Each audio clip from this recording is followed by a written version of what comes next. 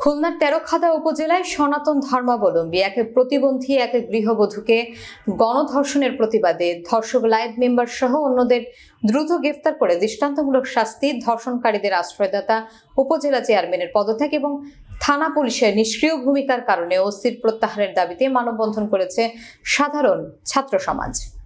ধর্ষণের ঘটনায় এনায়েত মজুমদার নামে একজনকে গ্রেফতার করা হলেও অভিযুক্তদের বিচার দাবিতে উত্তাল হয়ে উঠেছে ছাত্র সমাজ। বিস্তারিত থাকছে খুলনা প্রতিনিধি রাসেল আহমেদের প্রতিবেদনে। ক্যামেরায় ছিলেন প্রসেনজিৎ মদ্দম। রবিবার সকাল 10টায় তেরখাদা সুপার মার্কেটের সামনে বিক্ষোভ শুরু করে শিক্ষার্থীরা। উপজেলার স্কুল, কলেজ, মাদ্রাসা ও দেশের বিভিন্ন বিশ্ববিদ্যালয়ের শিক্ষার্থী সহ জনসাধারণ তেরখাদা খুলনা সংলগ্ন সড়কে মানববন্ধন করেন। মানববন্ধনে বক্তারা বলেন, আমরা সবাই এই আন্দোলনের সাথে সংহতি প্রকাশ করছি। আমরা সবাই একত্রিত হয়েছি। এই ধর্ষণকারী লাইভ মেম্বার সহ অন্যদের দ্রুত গ্রেফতার করে দৃষ্টান্তমূলক শাস্তি এবং ধর্ষকদের আশ্রয়দাতা উপজেলা পরিষদের চেয়ারম্যান আওয়ামী লীগ নেতা আবুল হাসান মুসাল্লির পদত্যাগ সহ থানা পুলিশ নিষ্ক্রিয় ভূমিকার কারণে ওসি সর্দার মোশাররফ হোসেনের প্রত্যাহারের দাবি জানান।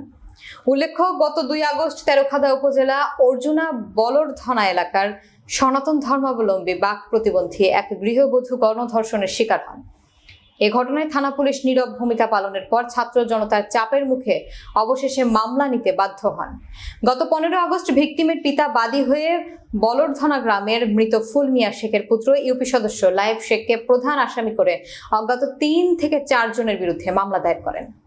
যদি এই ধর্ষকের পক্ষে কেউ কোনো কথা বলে এবং এই ধর্ষককে সাপোর্ট করে কেউ কথা বলে, সে যেই হোক তার কঠোর আইনের আওতায় আনা হবে।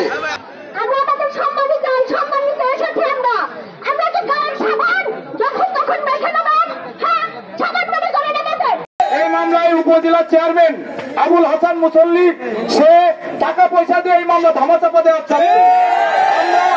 আমরা